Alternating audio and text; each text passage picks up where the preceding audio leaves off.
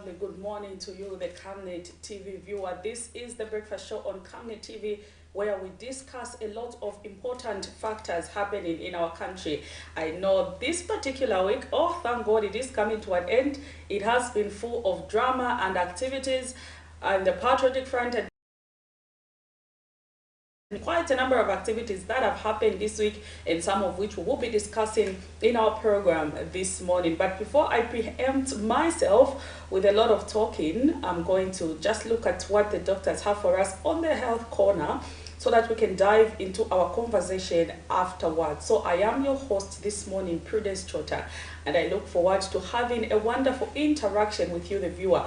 Also remember, this particular program is being streamed live on our Facebook page and YouTube and other channels where you can catch us from. And then also you can be part of the conversation by just giving us that phone call and giving your submissions and contributions. Actually, when we say your submissions and contributions really matter, we mean just that. Sometimes it's very difficult for you to directly talk to the lawmakers, but platforms such as this one give you an opportunity to just call and talk to your area member of parliament, talk to your leaders, talk to even the president of the Republic of Zambia. Remember, just a few days ago, I was watching this particular documentary about the Amber Alert. I don't know if you've heard of that particular story, but you can take just time to just maybe watch or listen to the documentary or read about it. But I was just actually watching that documentary about the Amber Alert, and that particular initiative was brought up by an idea that a particular caller gave to a particular radio station. Remember, Amber by then was murdered in the United States of America when she was only 11 years of age. She was playing with her young brother outside her grandmother's yard. They were riding bicycles. So, you know, when the brother saw that she was going faster than him and, you know, going far distance from home, the brother decided to turn back. And that was the last time they heard of Amber. The only thing they heard next is that she was actually kidnapped by a man in the truck, and police followed the leads and stuff like that. But unfortunately, after 6 weeks, she was found murdered. It's like, you know, it's a very brutal kind of murder that I wouldn't even love to talk about it. So in order to raise alert on kids that were kidnapped, a certain caller came up with an idea to say, you know, she called on a radio program and she said, what if we came up with an Amber Alert, where whenever that is displayed on billboards or everywhere, when a child is kidnapped, there is an alert that police officers should put out there. And you know, our friends have got advanced system. When they're going around and there are billboards, you can see it's an electronic. So whenever an Amber Alert pops up, people will know that there is this particular, they'll give information, a child has been kidnapped, the car is looking like ABCD, and then community members play the police in role to ensure that they recover, or these kids who are being kidnapped. Cases of kids being kidnapped have now become on a rampant. But you know, this whole idea was just brought up by a caller who just called and explained to say, let's come up with this initiative, and it was actually adopted. So when we say policymakers listen to what we discuss, this is what we mean. So this particular platform also gives you an opportunity to just call, make those contributions and submissions. So do not be left out.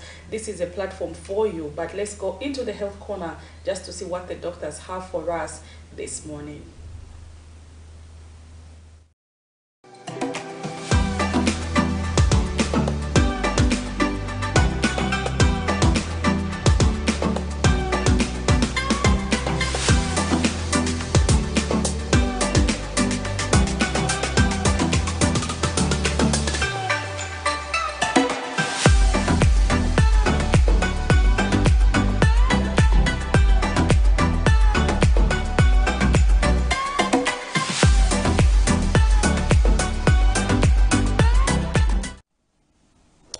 Good morning, good morning, good morning, and welcome to the Breakfast Show. I am Dr. Namunji Matale, part of the Medical Women's Association of Zambia, particularly the Ethics and Advocacy Committee. And today we are bringing to you the special topic of breast cancer. Now, if you watched our first episode for this week, we're talking about commemorating Breast Cancer Awareness Month this October. It's Pink October. That's why I'm in pink. I hope you'll be wearing your pink attire to work or to wherever it is you'll be, whether you're in school or wherever it is you'll be, just to raise awareness about breast cancer. Now, you might be wondering, okay, what's this thing called breast cancer? I've heard about it, or I had a relative who suffered from breast cancer, or I just know someone who suffered from breast cancer. So breast cancer, as it suggests, is an abnormal growth of cells in the breast. As we know, we all have cells in our body. We have brain cells, we have muscle cells, we have heart cells, we have cells all over our body. Now, a cancer forms when the cells in a particular part of the body grow in an abnormal way or at an abnormal rate, such that they start to form a tumor. So when this tumor forms in whatever part of the body, it starts to compete with the body for all its nutrient supply and everything else. So that's basically what happens in the breast, and we have what we call breast cancer or a breast tumor. You have this group of cells that grow abnormally. They start to compete with the rest of the normal cells for oxygen, for blood, and everything else that the cells might need. And it starts to deprive your normal healthy cells of everything that they need. And that's where the danger with cancer comes in. And most importantly, the other danger with cancer is that it can spread, or in medical terms, we call it metastasize. So it can metastasize or spread to other parts. I'm sure you've heard of something to say, oh no, the cancer has spread to the liver, or the cancer has spread to the bones. So that's what we call metastasis. So with breast cancer, we have abnormal cells forming inside the breast. They're growing at a rapid rate. They're forming a tumor which starts to compete with healthy tissue for nutrients and everything that the cells normally need. And it can actually spread. Now, you might be wondering, okay, so you've told us what breast cancer is, but who's at risk? Is it absolutely everyone who can get breast cancer? So with the risks of breast cancer, females are more likely to get breast cancer than males. Of course, there are males who can develop breast cancer, but it's more common in women. And also, women who've never had children are at a higher risk of developing breast cancer than those who've had children. Women who have never breastfed, especially even after giving birth, are also at risk. People who abuse alcohol, people who smoke, females who are overweight or obese, people who lack exercise. And there's also a much, much higher or increased risk of someone developing breast cancer if they have a family history of it, or if there's a close family member who had breast cancer or some other kind of cancer, whether ovarian, or as long as you know that you had a relative who had cancer, you are at risk of developing breast cancer. So there's so many other risk factors to it, but those are some of the very important ones. Some of them also include women who are undergoing what we call hormonal replacement therapy. These are women who, after menopause, they're trying to just normalize the symptoms of menopause by introducing artificial hormones again. So such women are also at risk. And also women who've been on hormonal contraception as well are at risk. Women who had their first period very, very young are also at risk. So there's several risk factors to developing breast cancer. So if you know a relative or a close family member who suffered from breast cancer before, it's important for you to also be on the lookout and be aware that you are also at risk of developing breast cancer. If you know you are a person who chooses to take alcohol, if you abuse the alcohol, you're at risk of developing breast cancer. If you're a person who smokes, we plainly don't advocate for smoking at all. I wouldn't even say reduce. I would advocate for you to stop smoking, because cigarette contents increase your risk of developing breast cancer.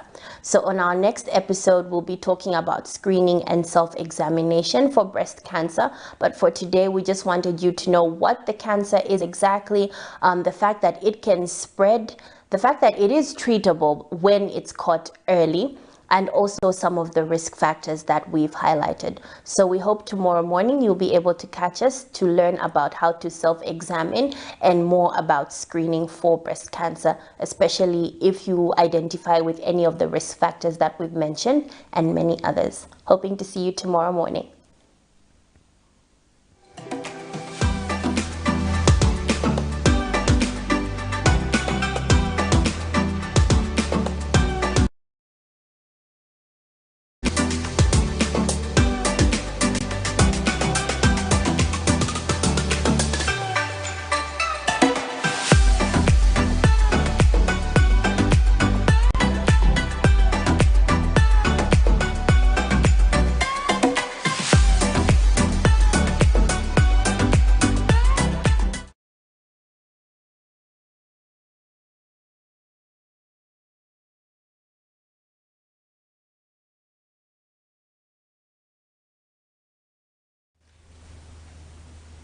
there you have it. That was, of course, our doctor giving us tips on and all the aspects of breast cancer. This month, the month of October, is the month of cancer awareness. And of course, if you have been following the breakfast show, we have been bringing you some episodes that talk to breast cancer.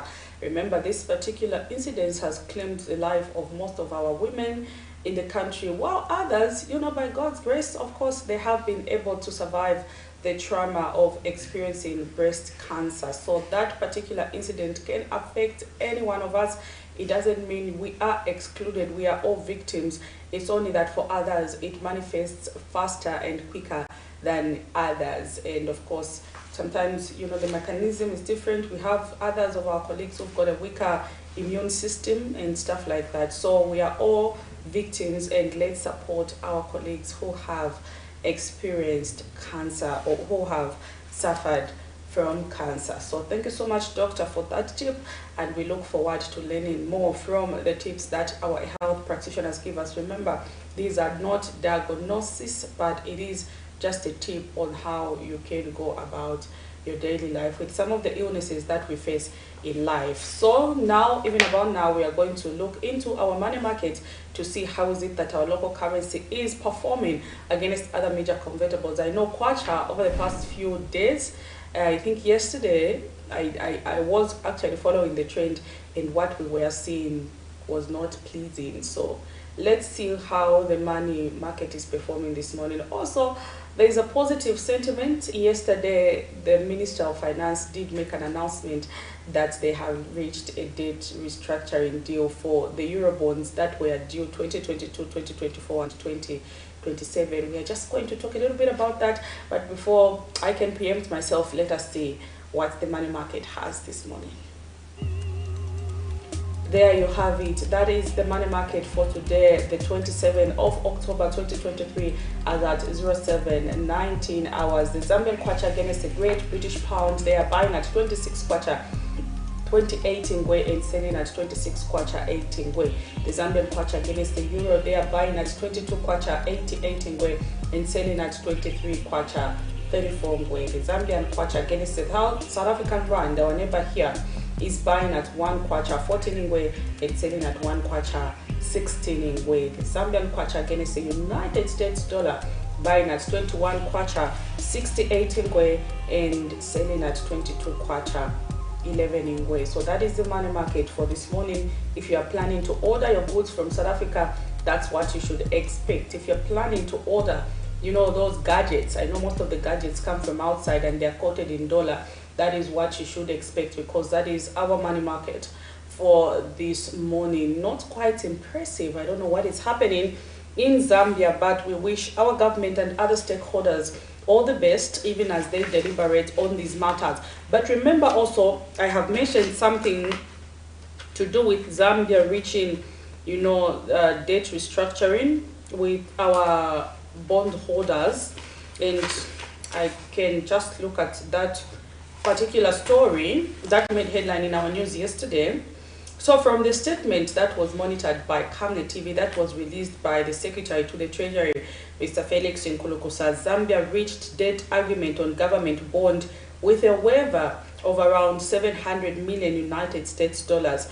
The government of the Republic of Zambia and the steering committee of the Ad Hoc Creditors Committee have reached an agreement in principle on the key commercial terms of a proposed restructuring transaction relating to the government bond due in 2022, 2024, and 2026. In a statement released by the Secretary to the Treasury and seen by Camnet News, Minister of Finance and National Planning, Dr. Stumbeko Msokotwane, says the Tuesday agreement with the steering committee brings the country closer to the completion of Zambia's debt restructuring, which will release significant resources for the country's development agenda.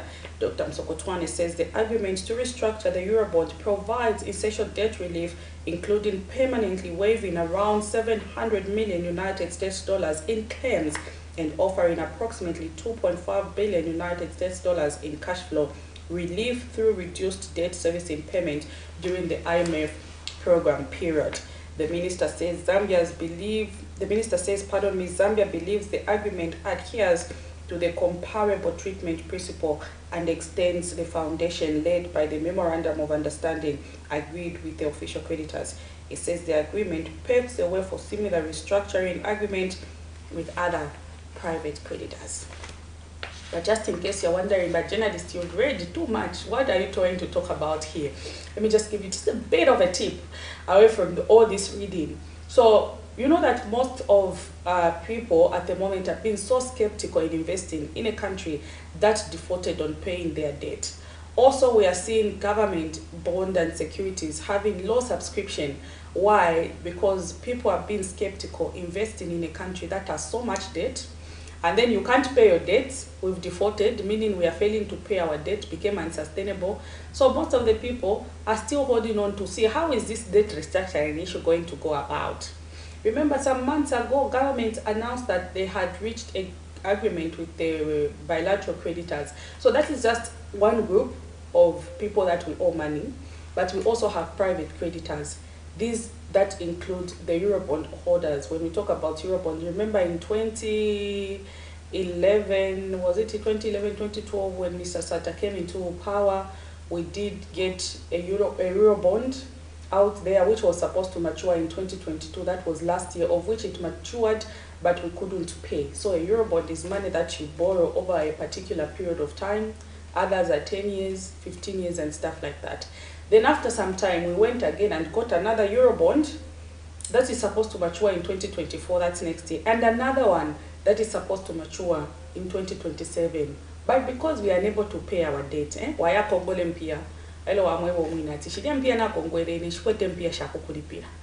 most cases, if that happens, if you borrow, that's when you see, people come in and they start getting your properties, your houses, your cars. So even Zambia was going to that particular extent. But luckily, we did see government reach an agreement with bilateral creditors. And now yesterday, the finance minister announced that they've reached an agreement with the bond holders. And they are also expecting a waiver, a cut. Okay, 700 million US dollars. You're not going to pay us this particular money, but kwashale, which you pay us in installments. So that is one agreement that they reached yesterday, but it has been agreed in principle, where you just agree and you're yet to sign a contract. So they've agreed in principle, and we are expecting about 700 million US dollar cut off haircuts, and then we are going to pay the remaining debt. This is very positive, because now, hopefully with this announcement, we are going to see our Zambian kwacha begin to perform better, because we have more people now who will be subscribing to government securities, meaning bringing more money in our economy that we can use. And then this also is going to free up some resources to use for development in the country. So this is, of course, a positive sentiment from our government, and kudos, we give them credit for coming this far, for reaching this far. For us, the people of Zambia, they are doing it for us, and for us as a country, it is a plus. When you don't pay someone's money that you borrowed, they'll come and wipe everything away from your house. So we had the probability of, our creditors coming to wipe out all state properties, but instead they are saying, okay, let's just make an agreement. We're going to remove part of the money. My installments of this and this and this. So we are yet to see what is the agreement, but that was an announcement made by the Minister of Finance yesterday, of course, through a statement that was issued by Secretary to the Treasury. Now, moving on to what is happening in the country, we all know that we have I don't know if I can say proposed at the moment, because there is a court ruling. We can't really describe him as a Patriotic Front president, because the court has ruled that he shouldn't be addressed as such. There is a court pending procedure there. But Opposition Patriotic Front and others are still having wrangles in the PF. And the question that we are asking this morning is, are we likely to see history repeat itself? Remember what happened in the UNIP? And we had two factions of the UNIP administration, which quietly had an effect on their party.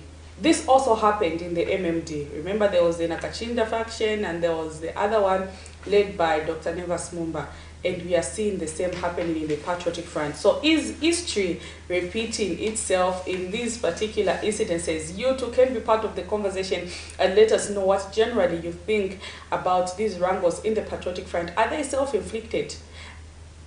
maybe just a question, because if the Patriotic Front did go to the convention between 2021 of August and today, this is quite a long time.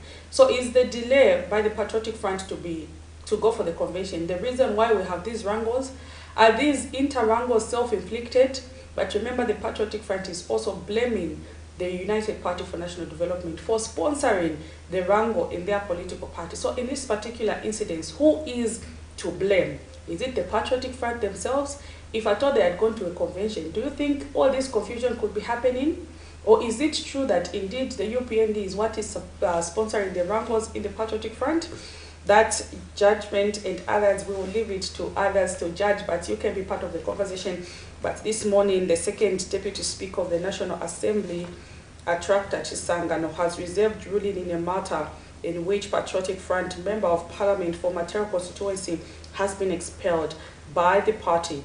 This was after Pambashe constituency Member of Parliament Ronald Chitotela stood on a point of order to find out why Matero constituency Member of Parliament Mr. Mao Sampa was enjoying the privilege of Member of Parliament despite being expelled from the party for indiscipline. So that was a story that made headline in our news yesterday.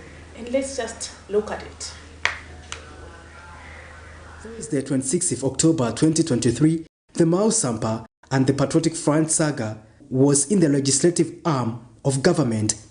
Pambashe constituency Member of Parliament Ronald Chitotela stood on a point of order to find out why Matelo constituency Member of Parliament Mao Sampa was still enjoying the privileges of a Member of Parliament despite being expelled from the party due to indiscipline. The Republic of Zambia, Article number 74, prescribes on how members are to be members of Parliament and attend Parliament. This is on the point of order for this House to continue providing privileges to the former Member of Parliament for Matero, Honorable Wadia Sampa, who was expelled by my party, and the second Deputy Speaker of the National Assembly, Attractor Chisangano, reserved ruling on the matter. And on the same subject, Luena constituency lawmaker Mubita Anakoka wanted to know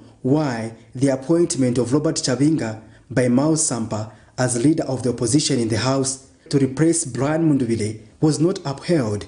In our case, the leadership of the Patriotic Front, which is Honorable Mao Sampa, as per the recent convention, recently appointed and communicated to the House that Honorable Christopher Chavinga, Member of Parliament for Mafinga, will be the new leader of the opposition.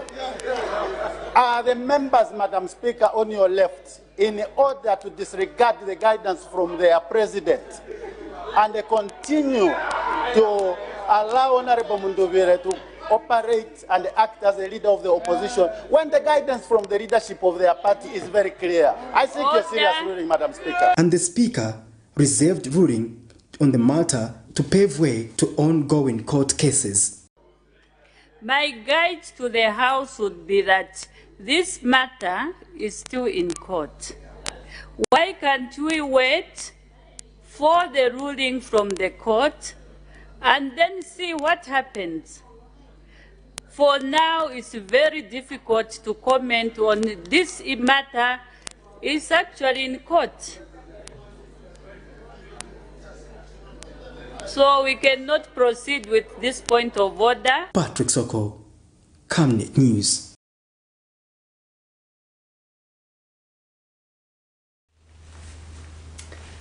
There you have it. You know, Parliament is a very fun place to be. And of course, very funny thing to watch. If you have been following Parliament, you would agree with me that sometimes you really wonder to say, these people we sent to represent us in Parliament, did we really do the right thing by voting for them?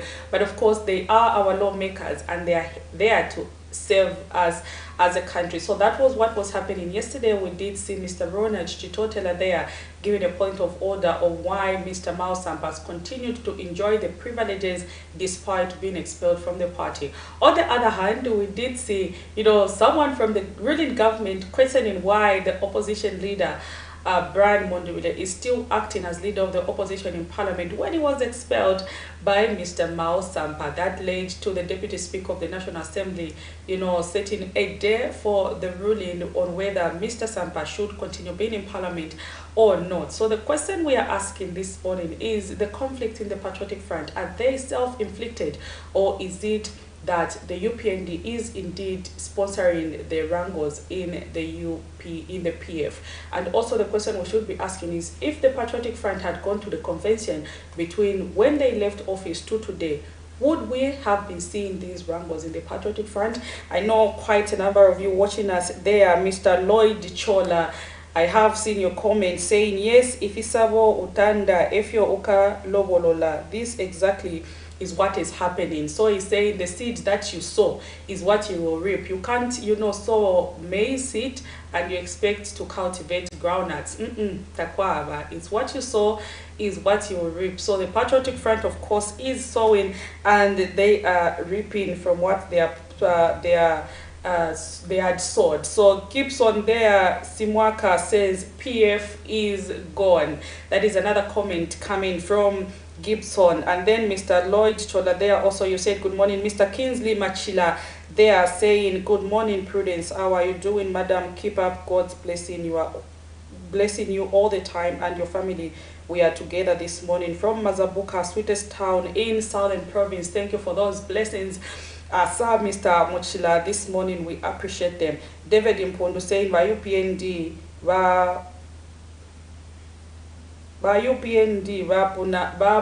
zone. Please pardon me there. That is Mr. David Impondo also giving us a comment on this particular incident. And of course Mr. Gift Mumba saying Miles is mad. Indeed, quite a number of things happening in the Patriotic Front. And this morning we are also just discussing something away from this particular topic of UPND and PF.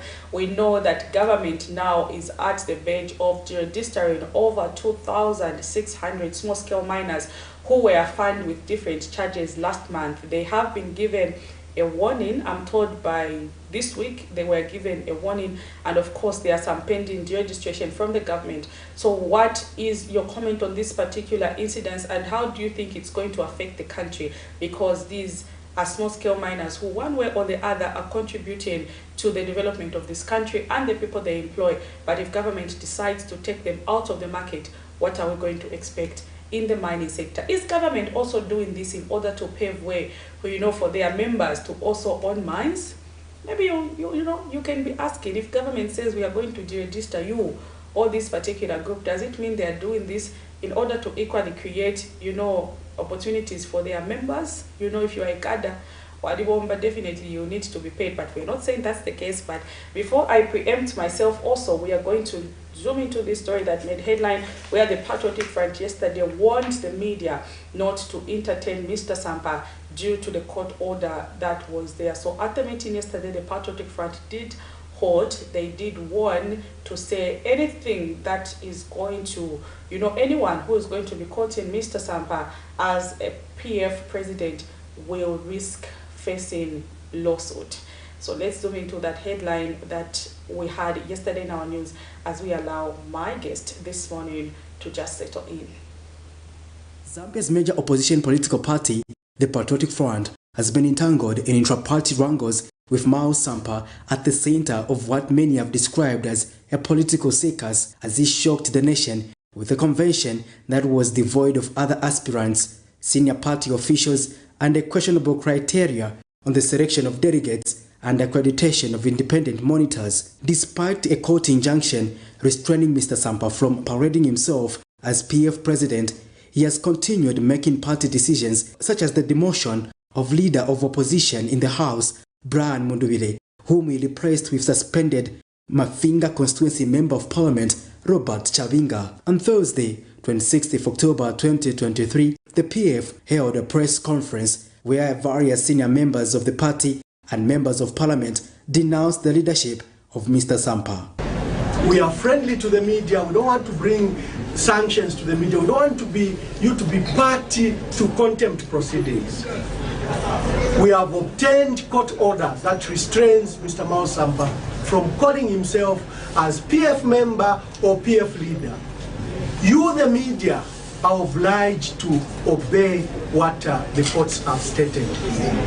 So you cannot, especially for ZAMBIA'S, keep on referring to someone who the court has said is not a member of the Patriotic Front. You call him as a PF president. And the PF Secretary General, Raphael Nakachinda, accuses the governing United Party for National Development UPND of pushing the Registrar of Societies to accept a list of new office bearers from Mr. Sampa.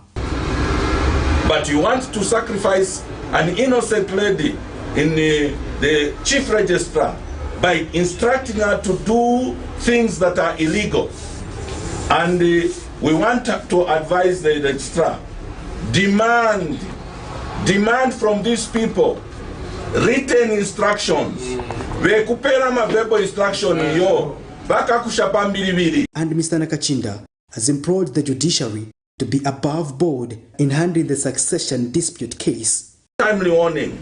If you go against the will of the Zambian people, a day is coming of reckoning for all of us. When something erupts in this country, it does not choose whether you are a judge, you are a preacher, or you are a politician. You are all swept away. The only chance we have is when the judiciary begins to do the right thing. This matter of the Patriotic Front is a litmus test and a trial against the judiciary. We hope you will be able to rise up. We're not seeking for favors from you, but we're seeking for the right thing to be done and justice.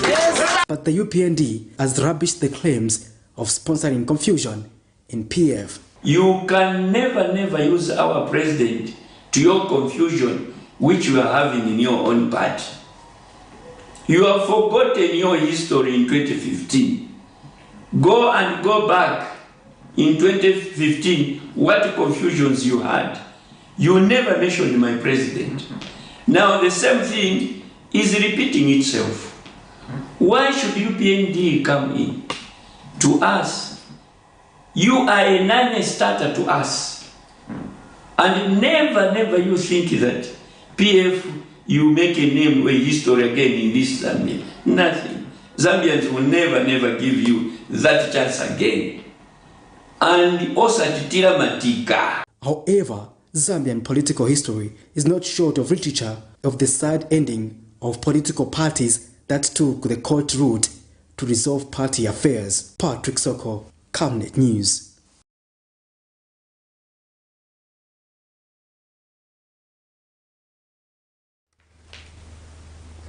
There you have it. Patriotic Front, they are holding a press briefing where, of course, they were calling on the law enforcers in the country to do the right thing and, not for plea to influence by those from outside. So this morning, those were some of the stories that made headline in our news that we were zooming in and following. All the comments that are coming through, Daiv, since they are saying the same way ECL became president of PF is the same way Mao Sampa has become. They know each other. Just another comment before we dive into our conversation this morning. Mr. Oscar Miyaba, they are saying Sampa followed the party constitution. Is it true that he did follow the party constitution?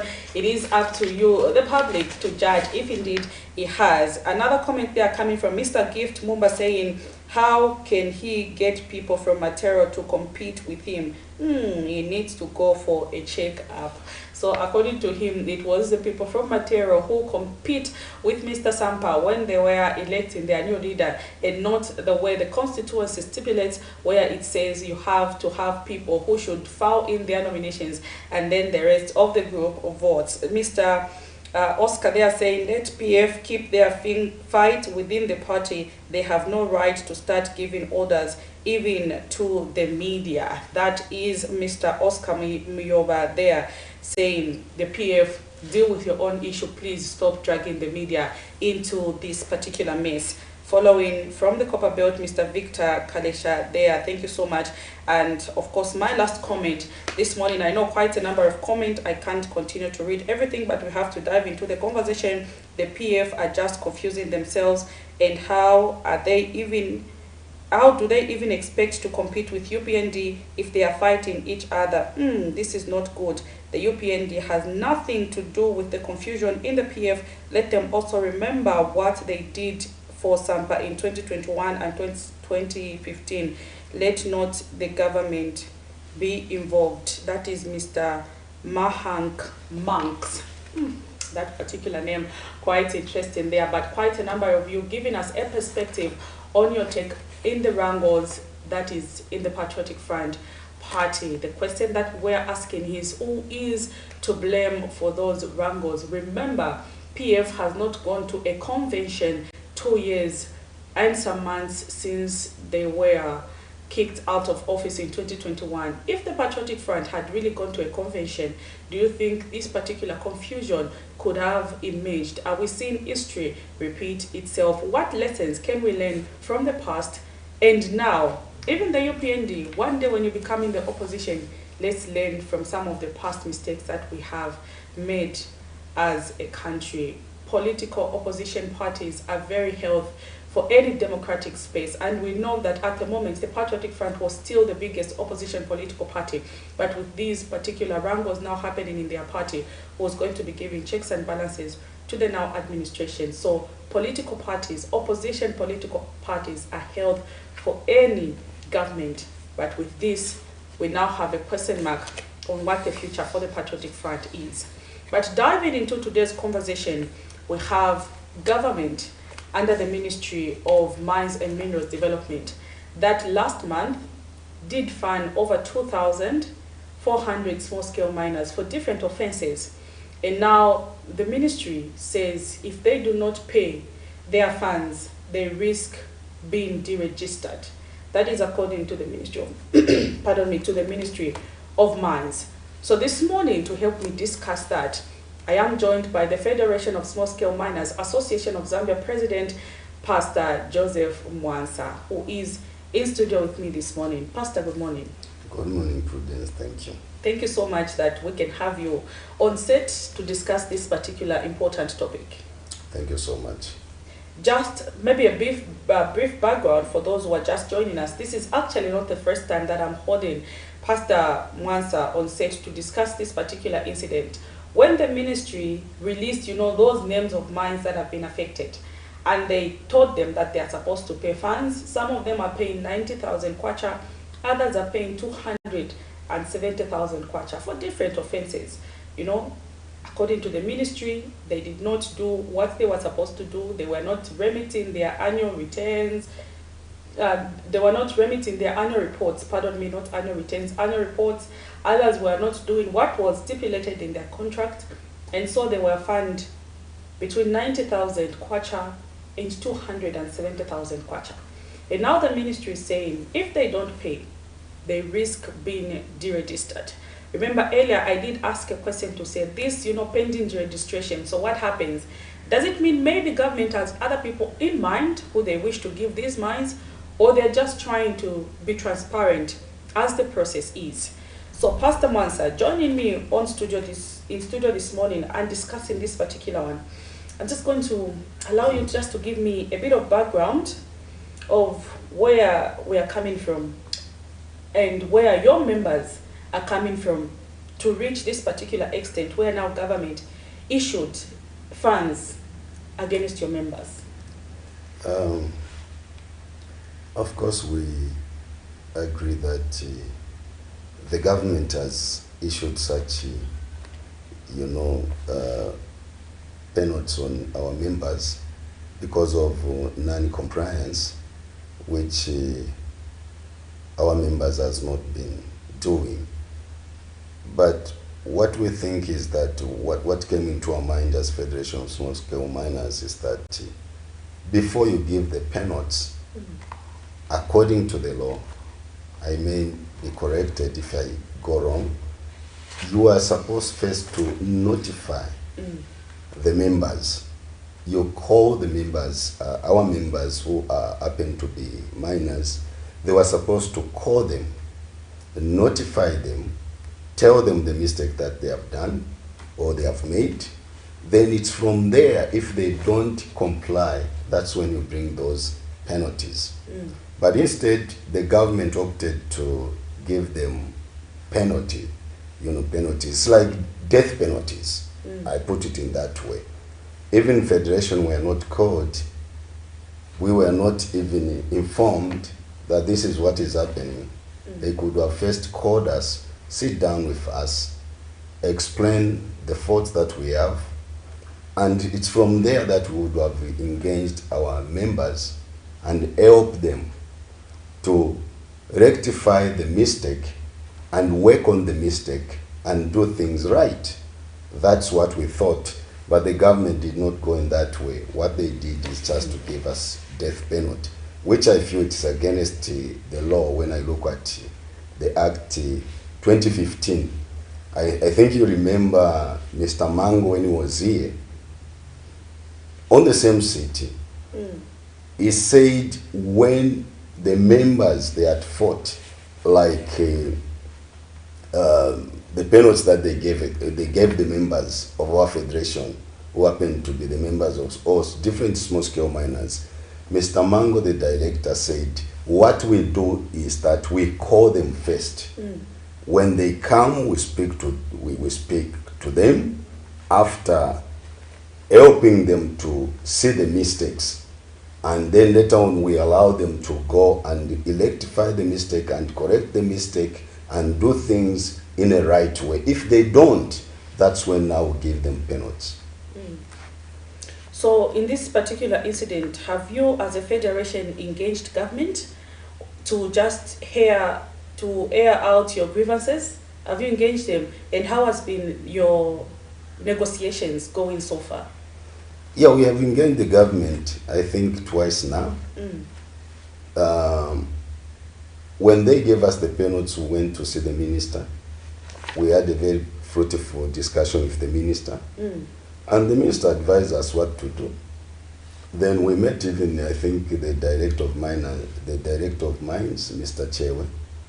We had a discussion briefly. Then from there, we wrote the letter to the Minister of Mines. And we did not get any feedback. We wrote another one.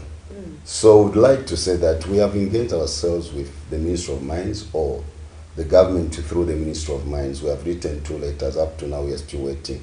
There has been no reply at all. Just give us a brief update this week. What were you told with regards to, giving warnings if at all you do not pay the fees that were slapped on your members? I think what we saw, it should be 2 weeks ago, they wrote some default letters that each and every miner should pay. Some it's 180, 170, some 270, and some 90. So it's like one penalty, it's about 90,000. So it depends the cases that you have as individual. So when we saw that in the newspaper that whosoever shall not pay, then they will grab the mine. They will grab the mines of those who would fail to pay. And from that, we haven't yet gone back to discuss with the Minister of Mines. We had tried to make an appointment. But I don't want to use that way. We don't want to go that route. Of course, you two can be part of the conversation this morning. You have at least heard a little bit of the background of where we are coming from. So over 2,400, if not mistaken, it should even be over 2,600 small-scale miners were last month issued with funds by government for non-compliance. Others are being made to pay 270,000 kwacha, others 180, and others 90 kwacha. But depending on how many cases you have, others even have to pay double the 280,000 kwacha. But remember, these are small-scale miners whose annual return sometimes is even below the threshold of 800,000 kwacha. So where will they get the money to pay? And now government issued them with default notice, and they have been told if they don't pay in a stipulated period, which was given to them, which is 1 month, they risk losing their mines. And when they lose their mines, all their employees who they employ will equally lose their mines. On top of that, those mines are their source of income, where they've invested quite a number of money. But today government just says, I'm grabbing this away from you for non-compliant. You too can be part of the conversation. Leave us those messages on our Facebook page, or you can engage our phone line. What you think on this particular incident. Also, we can speak to the government. Have they maybe acted according to the law? Did the miners make a mistake? Which Pastor Mansa here has admitted that, you know, we made a mistake, but we needed to have been caught. Just like anyone, Pastor Mansa, when you borrow money from the bank and you default, the bank will first start by issuing you a warning, I think another warning, and then they'll call you to see if they can give you another payment plan. And then if that does not happen, that's the only time now government, the bank will engage the bailiff to pounce on your properties. Yeah, we expected that from the government, knowing that it's a recent government. You don't just, issue the death penalties to the people that you are looting.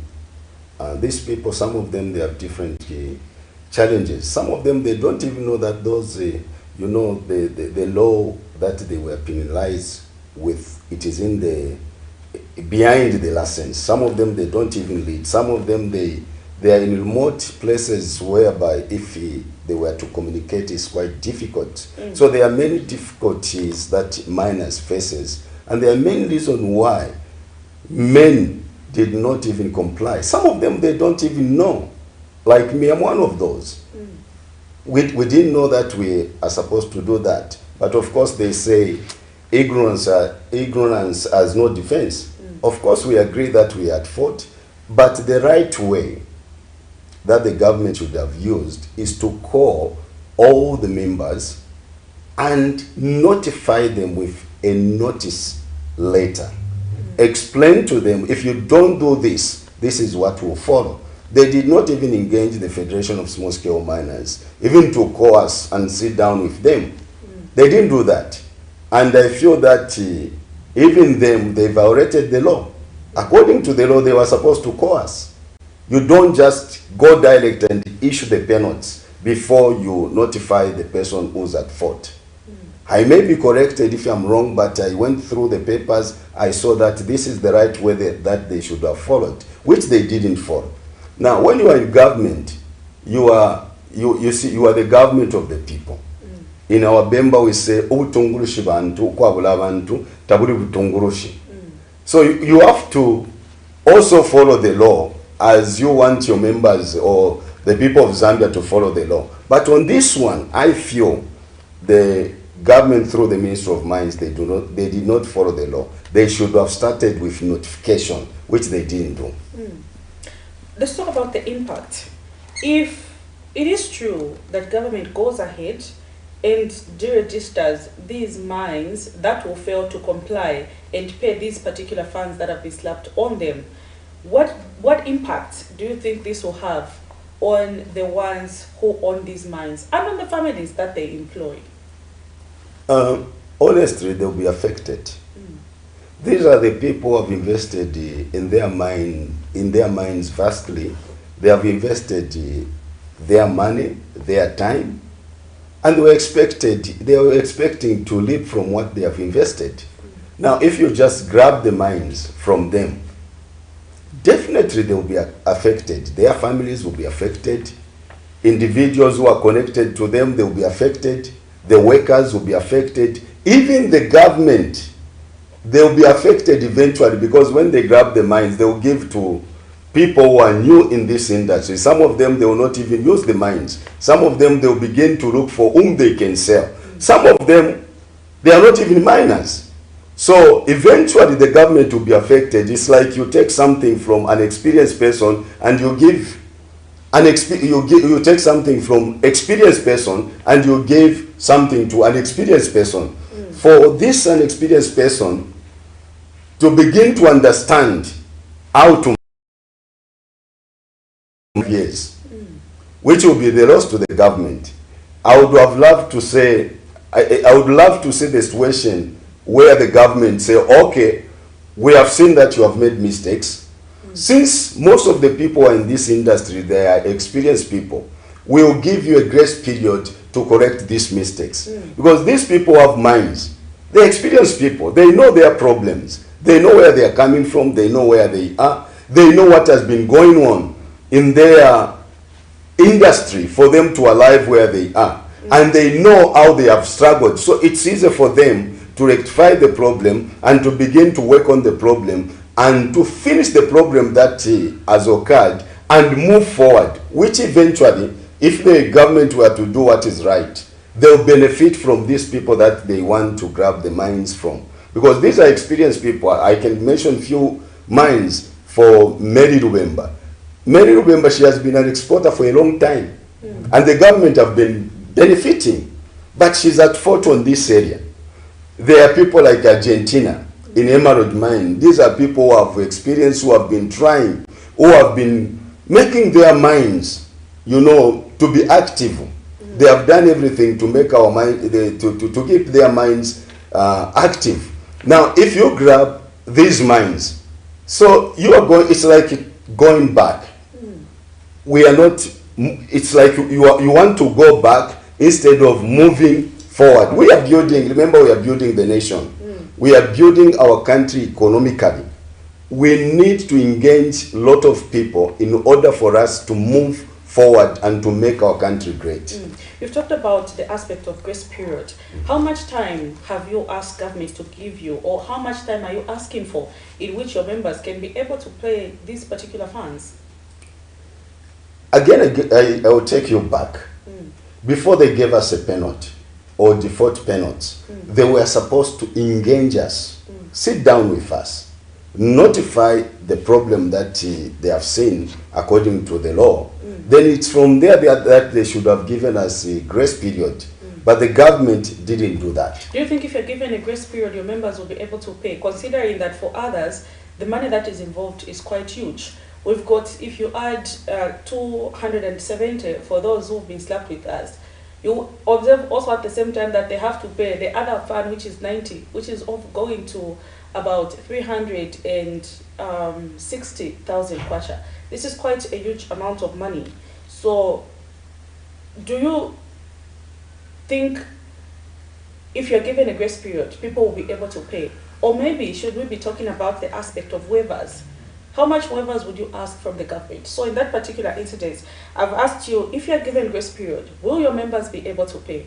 On the other hand, should we be negotiating for waivers from the government where you say, okay, cut this particular one and leave us here, we will be able to breathe? This thing is happening for the first time, Prudence. Something that has never happened in our industry, from the previous government to where we are. We know that our people, they don't have money. That is the truth. They don't have money. And they will not manage to pay such huge money. I think what I would like to advise the government, they should give the small-scale miners and those with artisanal license a waiver. Or they should reduce the price to a certain amount. Then we can agree how we can pay. If they can give us maybe 6 months or 1 year installment, I think people, they are able to manage to pay. But if you want the miners to pay the whole amount on gunpoint, they will not manage. The government, they know that these people, they will not manage. You have 8 time and again, we have appealed to the government to help us. We don't have money. And these are the people who doesn't have where to get the money from. The banks, they don't give us money. We can't get loan from any bank. It's like mine industry, it's a condemned industry. When you are in mining, if your money is gone, it means you are doomed. You have nowhere to get the money. And these are some of the things that the government should look into. These people doesn't have money. Now, these are the people of Zambia. Some of them, I think 80%, those who are having small-scale mine license and the artisanal license, they're 100% Zambians. There are few who have large-scale miners, large-scale minings, large-scale licenses. There are few who are not Zambians, but the majority are Zambians. Now, these are the people that you want to destroy their foundation, which they have built for a long, long time. All their lives were depending on mining. Now, if you grab the mines, what will happen? Some of them, they're experiencing BP right now because of the, you know, the penalties that has been slapped on them. We are saying the government should be a government that should be listening to people, a government that should reason with people, the government that should look into the affairs of the people, look at the people, what they are facing, the people of Zambia, especially our mining industry. They have a part to play, to help us. They should not just punish us. Even umwana nga alufyanya kulaba okumuikalika punish waikala na nko amulondolo elanga tomfire no wafusendo obwendi. That's how it is. And we expect the government that they should be lenient enough, and there should be a government that would like to see their people developed in one area or another.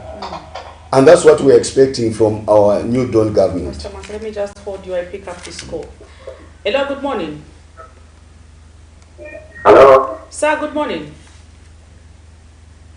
Hello? Hello, we can hear you. Good morning. Hello, Mokashani. We know Mabuka Shani. Please go ahead with your contribution. We can hear you. Hello? I can hear you. Go ahead with your contribution.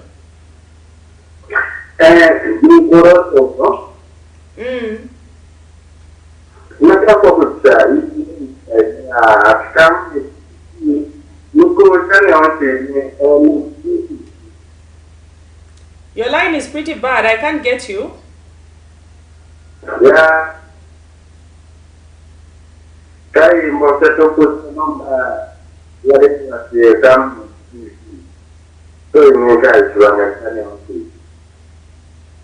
You're asking about Camnet TV. Camnet TV.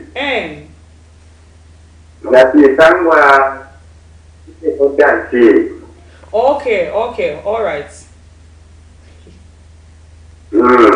Okay, so if you're on DSTV, we are on channel 274. Then Go TV, we are on channel 25. And Top Star on channel 106. So I don't know which bouquet you have.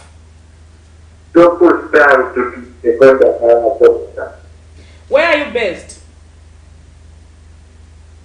Musangwa Kwisa? Musangwa Kwisa, like which part of the country are you? Oh, in Mukushi. Okay, I think in Mukushi on Top Star we have a challenge that side. Unless those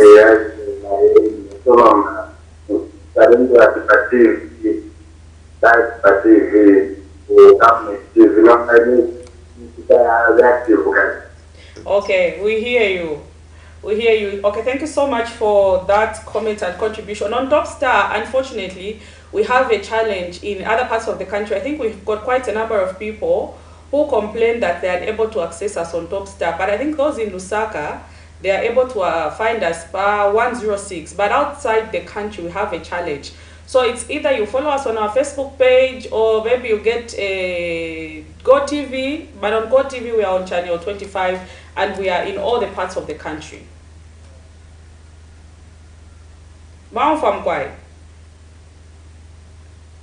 Okay, I think we have lost that caller. So it's just expressing concern to say someone has actually told him to tune to Camnet TV to listen to the conversation, but unfortunately he's unable to find us on Top Star. I know Top Star, we have quite a challenge in broadcasting in other parts of the country, but I'm sure in Lusaka and other surrounding areas, on Top Star they do catch us on channel 106, but in other parts of the country we have quite a challenge with the signal. But on Go TV we are on channel 25 and on DSTV on channel 274. So we can continue with the conversation. Maybe you can follow us on our Facebook page. I know you would have loved to follow the conversation, of course, on their decoder, but it's unfortunately we have a challenge in other parts of the country with Top Star. But you too also can be part of the conversation and let us know what you think about what we are discussing this morning. And I'm also impressed to know that someone made a recommendation that they should listen to this conversation. You too can recommend someone to listen to this conversation because these ones pertain to our lives. They are close to our hearts.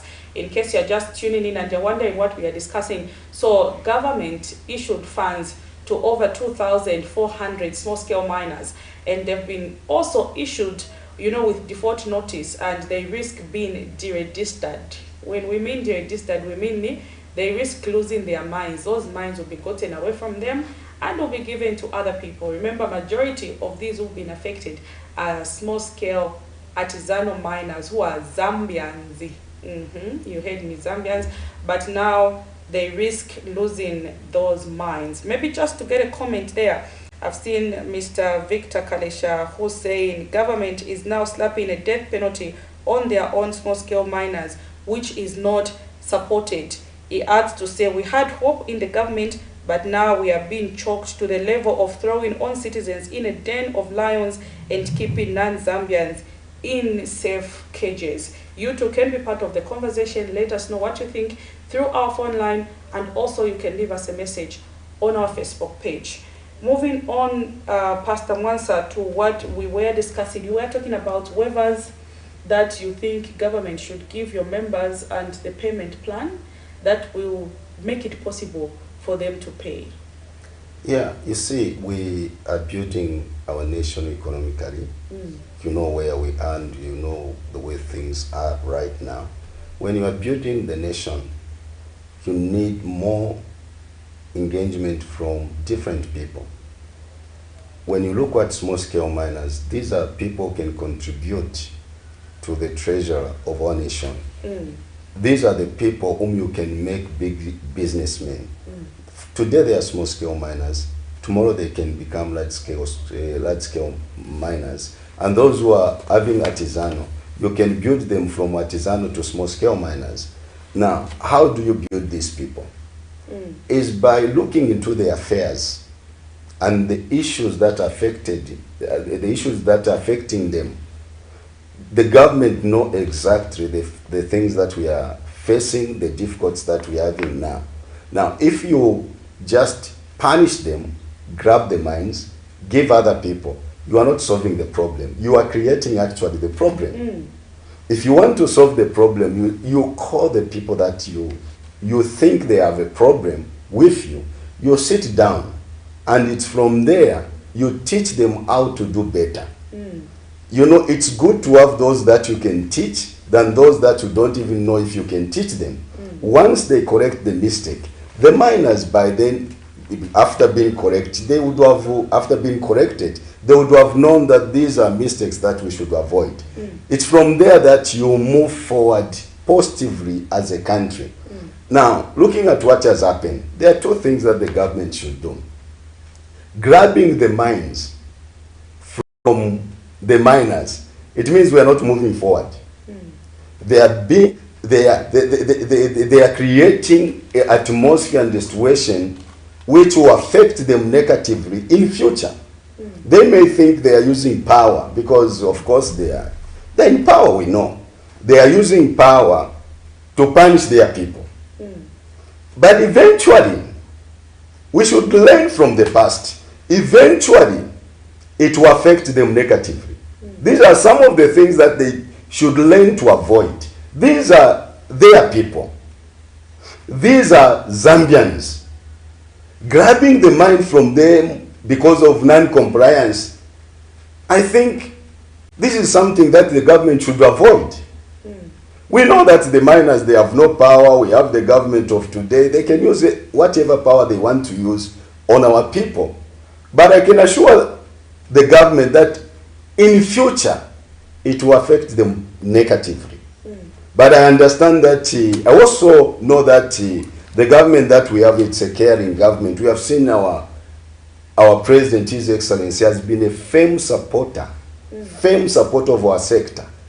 is the one that is in front, encouraging us to form the cooperatives, and the minister has been in front talking about formalization. We have been encouraged by the way they have been, engaging us and the pronouncement. But surprisingly, how they have come up with this idea of penalizing the small-scale miners is something that now is confusing us. These are the people who are encouraging us, but how come now they want to go against what they have been talking about? I am 100% that the His Excellency doesn't even know what is going on. It's my prayer that he should hear us and intervene, stop what the government want to do, because it will not be good for each and every Zambian. There will be cry in the nation. We are many. We are not just 1,000. Small-scale miners, there are thousands and thousands of people in our nation, and we collaborate very well. Thomas, let me just hold your thought just a little bit there. Hello, good morning. Hello. Hello, good morning. Sir, good morning. Thank you. You're through to Camnet TV. Please tell us your name, where you're calling us from, and you can go ahead with your contribution or submission.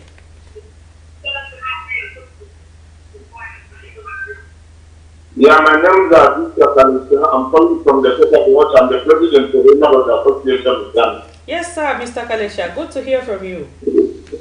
Thank you so much, President. Good morning, President. Good morning, Mr. Victor. Thank you.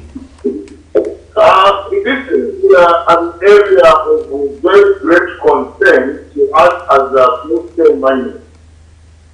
The number one thing I want to contribute is that, like the President has already alluded to, in terms of the penalties that they kept on us, they never at any time gave us notification to tell us that you guys are not compliant in this area. Our concentration as small miners was on paying area charges, and I'm very convinced that 90% or 95% of small-scale miners have been compliant in terms of paying area charges, and that is the only statutory requirement where we pay money as small-scale miners on area charges. The ones that we have given as default notices, we do not pay anything, yet it is law where we are supposed to submit future returns, quarterly returns, and annual returns. And the problem that has been is that they've asked us to be paying those penalties, but they have brought in a new system of online submission. And because of those online submissions, you need to understand that 3/4 of our small-scale miners or artisanal small-scale miners are those that are in the root of the gap, and they don't even have access to submission of these things.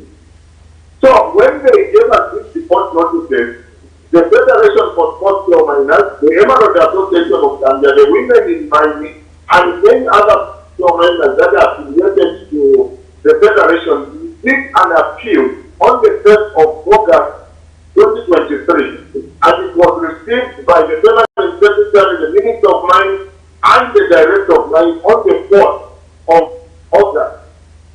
And we followed it up, and the Director of Mines gave us an assurance that no one is going to lose their life, and they are going to respond to us in no time that all the small-scale miners are safe. So now our surprise is that the surprising thing is they have gone in the back door and issuing letters to our small-scale miners who are forcing us even now. So I think we are speaking to the Republican President. They care with these people who are technocrats and other people who are advising these people, because they are putting much more pressure on the President when there is already pressure on Millennium, there is pressure on what? And instead of resolving those threats, they are bringing in pressure on the President. The 2,400 miners that they want to defend with repossession, multiplied by average of 5 people per family.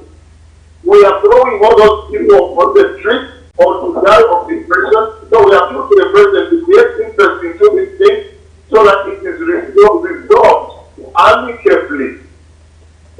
And the disappointing thing is the Ministry of Mines do not respond to correspondence. They have not responded to these appeals in written, and they go ahead to do that. Because even in the court of law, when you do an appeal, it means you have stopped this thing from going ahead until you are ahead.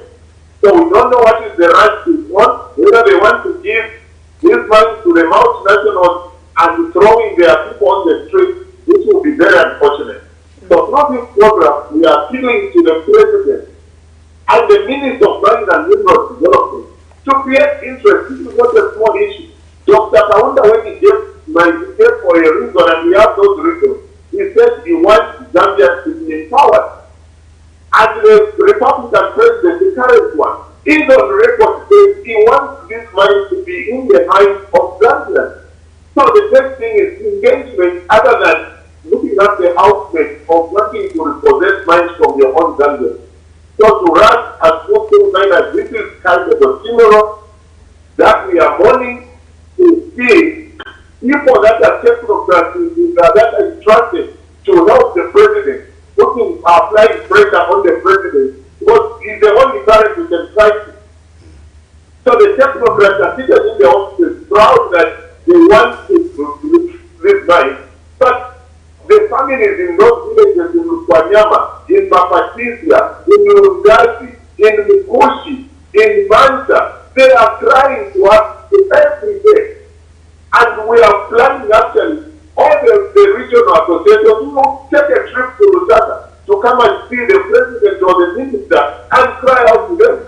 If you want to go and sleep at the grave of Dr. Kaunda, we will do that to go and cry that the money you gave us are being threatened of repossession. I submit that I'll fall again because this is a funeral to us. Thank you, brother. All right, Mr. Kalesha, thank you so much. That is Mr. Victor Kalesha, who is the president of the Emerald Association of Zambia. He is saying members across the country are crying to them because of the decision that has been taken by the government to threaten to deregister their members for non-compliance. Among key things, Pastor Mwansa, that Mr. Kalesha has mentioned is the fact that now government is introducing online submission systems, and what you will realize is that most of the small-scale miners do not even know how to use online platforms, and some of them where they are based, it's in far-flung areas that network is a problem.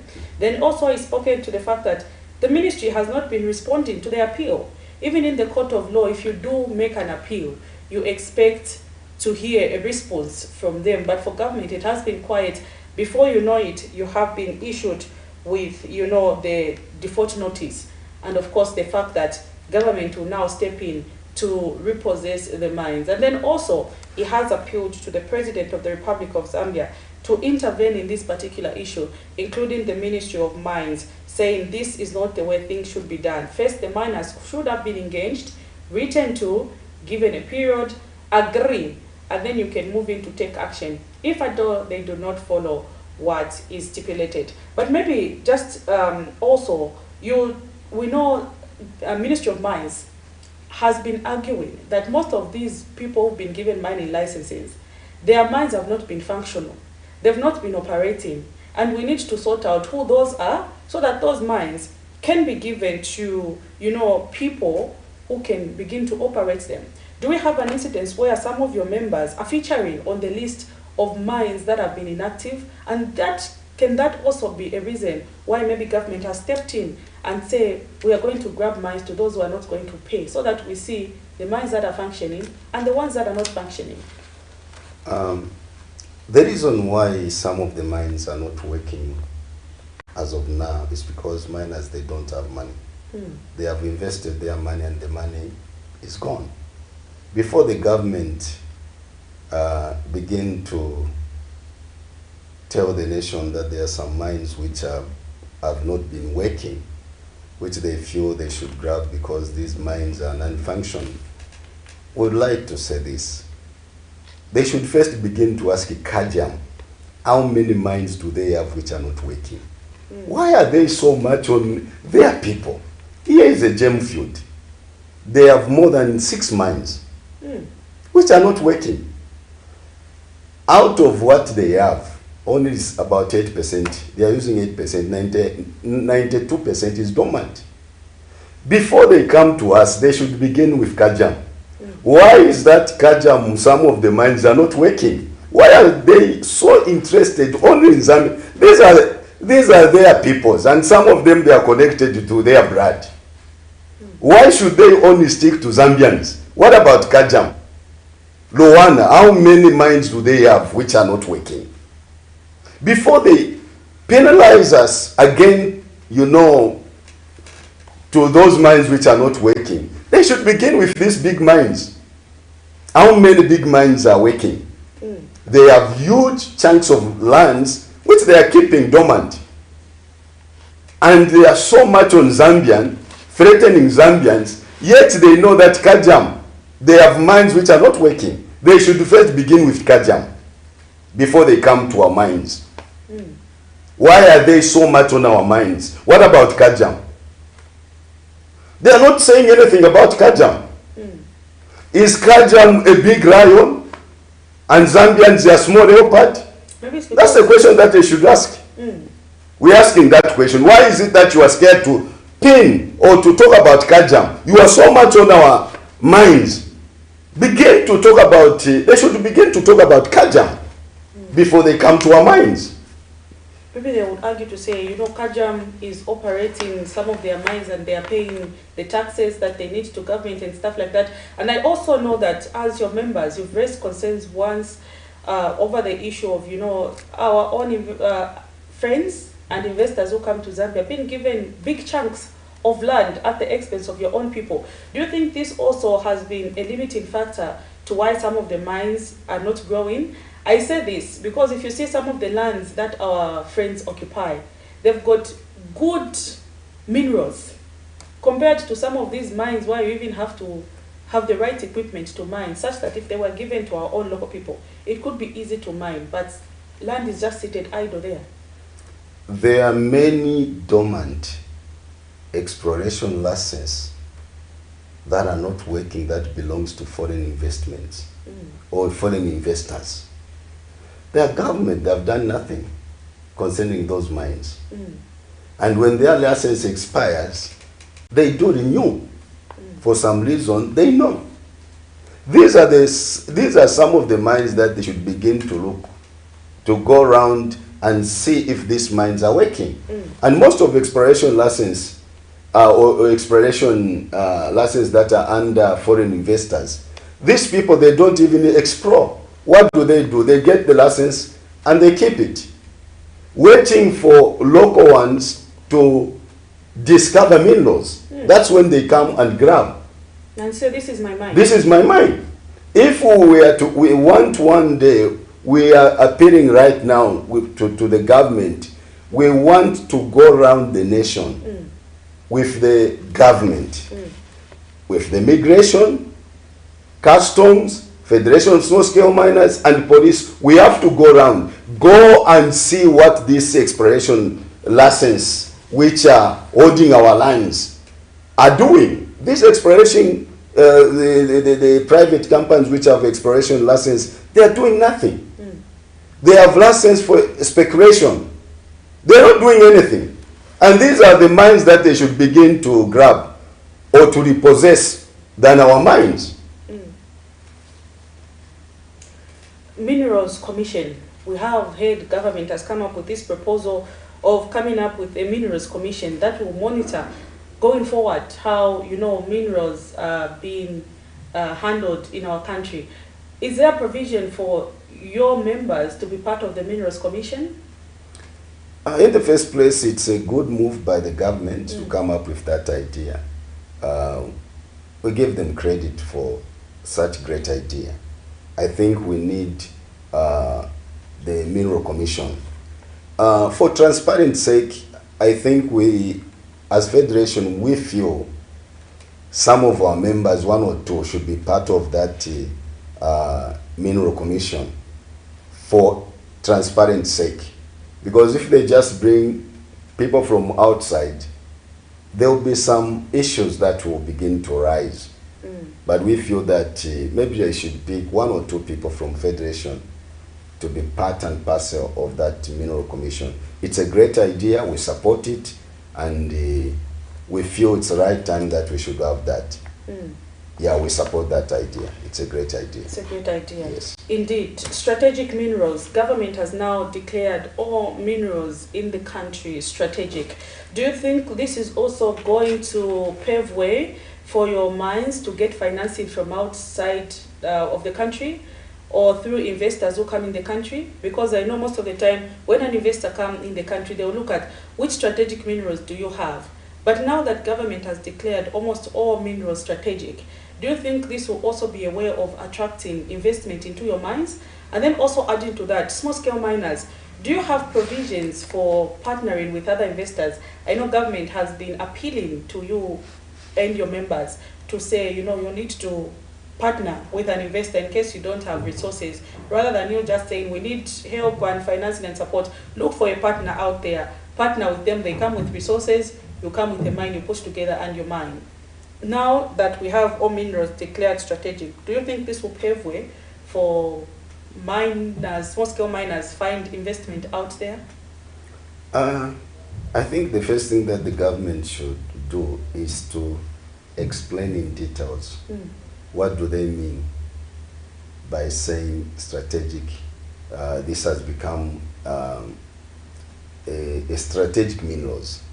They need to explain to the miners so that they understand the concept, and if they can explain to us what they mean, then from there we can comment.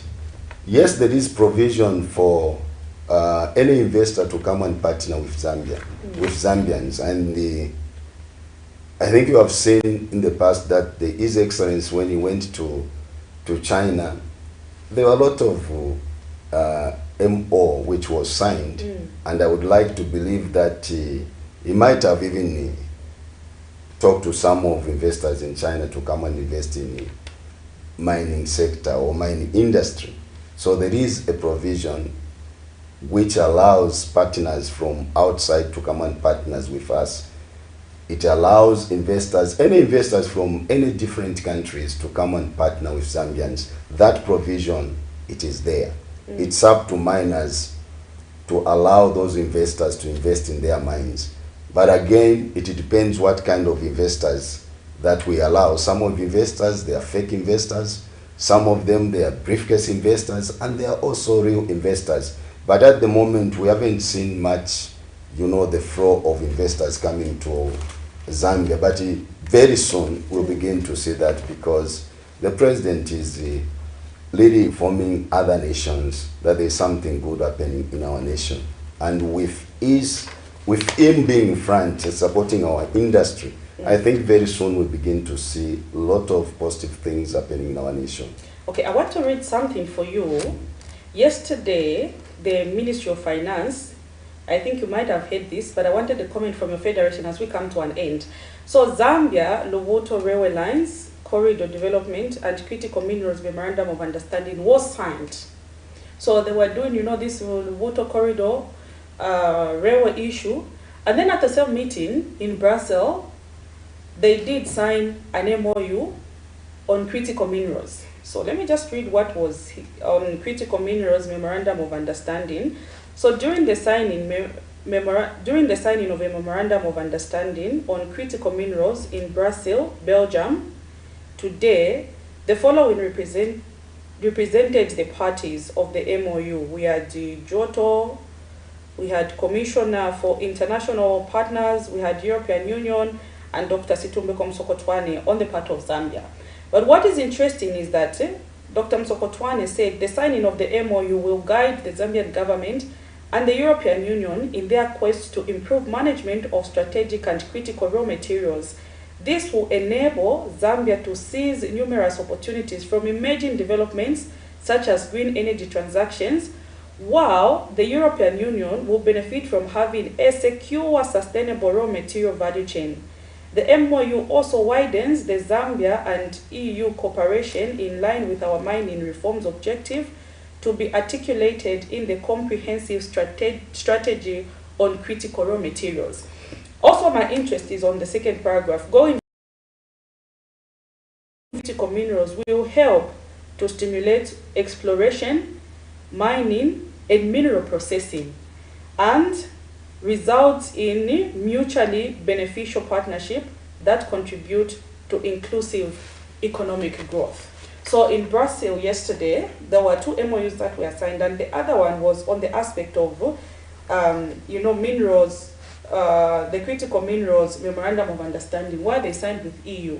And now government is saying through this memorandum of understanding, the EU is benefit in this memorandum of understanding is that they are going to help to stimulate exploration, mining, and mineral processing as a result of all this. Then government, on the part of Zambia, they will have at least even help on financing in the areas of, green energy. I know we've been talking about this issue of, green bonds, green this, and stuff like that.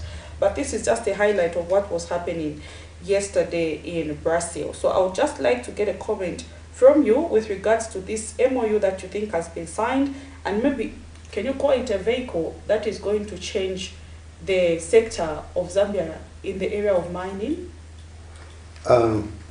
It all depends the condition that the government of today they have given the EU. It depends, because we know that all raw materials come from Africa, come from Zambia. They don't have raw material there. They depend on us. Now, if that agreement has some clause which put us on advantage, not disadvantage, I think as Federation of Small-Scale Miners, we have no problem. Anything that can make our nation progress and improve our economy, reduce poverty in our nation, we will support. If the government do what is right, we are going to support. We are going to support them. I would like to believe that the expert, Mr. Musokotwane, Honorable Mr. Musokotwane, did not just go alone. He might have gone with economics and the experts in mining. They might have advised him, because we don't just sign MOU without advisors. We've seen a number of MOUs that have been signed, and if you see, they've actually culminated in less development. And then we've also seen MOUs that have been signed and they've ended up on the table. Then we've also seen investors that have come in the country, just like you said, to explore, but they've not done the exploration. And part of the argument that was made is that these guys are going to, stimulate exploration, they're going to stimulate mining, and of course mineral processing, because we know now Zambia has this influx of gold and stuff like that. When it comes to mineral processing, to my understanding, I've been in this industry for 39 years. I think the government should have done that. We don't expect foreign investors to bring that, and we expect there will be fair game there. They are the one who will be deciding what kind of minerals will be processing, or the percentages, especially if there will be buyers. As the way things are today, when someone takes some minerals to these Chinese and other foreign investors, the people who are determining the price are buyers. They will tell you the percentage without even argument, and they will pay the price based on what they want to pay. So we have been manipulated in that area. Now, if the EU bring those machineries and we begin to use them, my prayer is that I hope they will not use what they bring to manipulate us. And when we talk about exploration, few days ago, we were told in the budget that the government have invested the money into exploration. If the government have invested the money into exploration, why do we need EU again to come and begin to do some exploration? Because the results that we get from our own people will be a good results. There will be no cheating. We know that the results that we'll get is the best results. Now, why do we need again EU to come in Zambia, begin to do exploration when we are already doing exploration. I think maybe there we will remain to be taught. We need to learn from the government the concept and the reason why they want to bring EU to come and begin to do the exploration when they have already indicated that they are doing exploration. And we are told about 40% is done. They have invested the money to finish the 60% which has remained. So why do we need another exploration company to come mapping. in? They also talked about country mapping of minerals. Yeah, which they are doing, and they have done that before, and they have just invested the money in that. So again, we hear the EU want to come in. We know that everyone will do everything possible to come into Zambia because we have everything. And this is a time that we should begin to, to reason within ourselves how we can protect what we have. We are not just going to be giving everything and remain poor. We have done that before. We should now become sensitive. When these people, they want to sign any MOU, we should first look at the interest of our nation. What is their interest? Why do they want to come in time like this? These are some of the questions that we should be asking. We should not just become excited, because otherwise we'll continue giving out everything and we remain poor. And this is how we have been living. We don't want to build our own people. We want to bring other investors to come and, get almost everything and leave our nation poor. What we want is to begin to invest in our local ones and build them to international business people, so that the same people, they can invest in our nation. Because when I get my material, I export, 90% of the money will come back to Zambia. And this money will work within Zambia. If a foreign investor invests in Zambia, 70% or 80%, it will go back to where this person comes from. And 20% will be using for maintenance. And we are not saying we don't want investors. We need a lot of investors, and investors are welcome. But we want investors who come and give us good condition.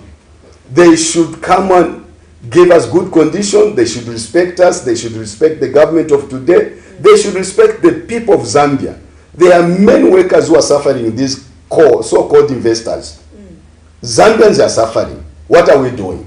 We want investors who would come with enough money. Investors who respect our government. Investors who respect the people of Zambia. Above all, we should begin to think how we can invest in our people. To develop the nation, nobody will develop our nation. It is us to develop our nation. It should begin from us. Why should we be thinking all the time that our local investors, they are nothing, they amount to nothing? Why should we continue thinking that way? We should begin to think, investing in our local investors, build them, make them great business people who can eventually build our economy. Make them the Dangotes. Imagine if we had the Dangote in Zambia, the story could have been different. Of course, in studio this morning, I was joined by the Federation of Small-Scale Miners Association of Zambia President, Pastor Joseph Mwansa. It has been a wonderful conversation. I know my director has already given me a signal that it is time up. Of course, thank you so much for everyone who tuned in this morning to listen to this conversation. For those of you who followed us on our platform on Facebook, I can see quite a number of people are following us there. Thank you so much. For those who are making recommendations for others to equally watch, we appreciate you. Please keep it at Camnet. And in case you just need to send us that news item, I know quite a number of you have been complaining over getting hold of us on our phone line. Please just leave us a message on our Facebook page and we'll be able to respond to you quickly. But remember, when you leave a message, also leave your phone number. We've got a lot of tips that come in, but someone just writes a message without a number. How do we get to you? So please leave us a message, leave your phone number, and we'll be able to get to you in the shortest possible time. So I have been your host this morning, Prudence Chota. From me, my guest this morning, Pastor Mwansa, and the entire Camnet TV production team, it's bye for now, and God bless you. Bless you too.